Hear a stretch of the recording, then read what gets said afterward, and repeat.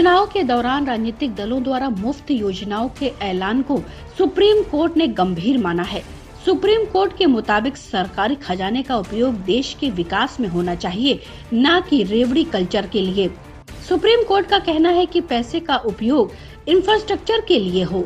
सुनवाई करते हुए मुख्य न्यायाधीश एन.वी. रमन्ना और जस्टिस कृष्ण मुरारी की बेंच ने सरकारी खजाने और आर्थिक जरूरतों के लिए बैलेंस रखने की सलाह दी है। उन्होंने कहा कि इस बात का संतुलन बनाना होगा कि अर्थव्यवस्था में पैसा कितना गंवाना है और लोगों के कल्याण में कितना पैसा लगाना है। इस याचिका के जवाब में आम आदमी पार्टी की तरफ से अधिवक्ता अभिषेक मनु सिंघवी ने बहस की। उनके मुताबिक मुफ्त उपहार योजना को गलत तरीके से पेश किया गया है।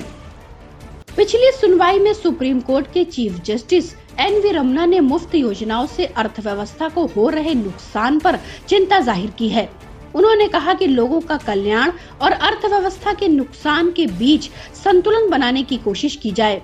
Chief justice NV. रमन्ना और जस्टिस कृष्ण मुरारी की पीठ ने गैर जरूरी मुफ्त योजनाओं के मामले पर कहा कि वित्तीय अनुशासन बहाल करने की जरूरत है।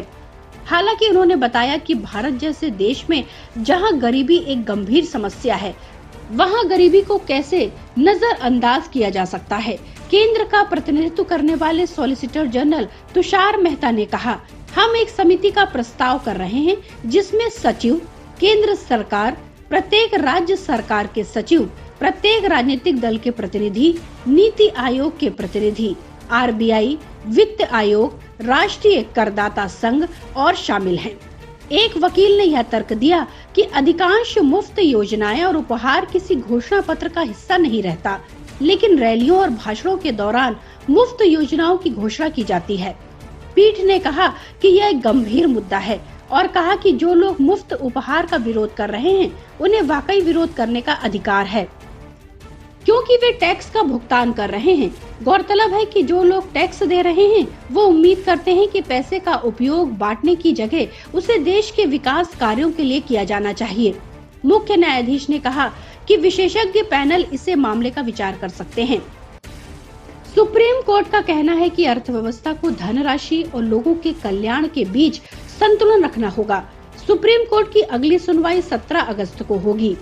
गौरतलब है कि प्रधानमंत्री मोदी ने जनता को लुभावने वादों से वोट बैंक बनाने के लिए रेवड़ी कल्चर को लेकर विपक्षी पार्टियों पर तंज कसा है।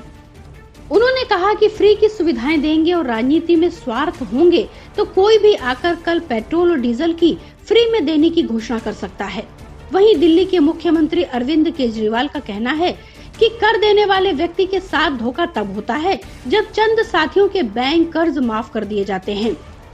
Bureau report, public news.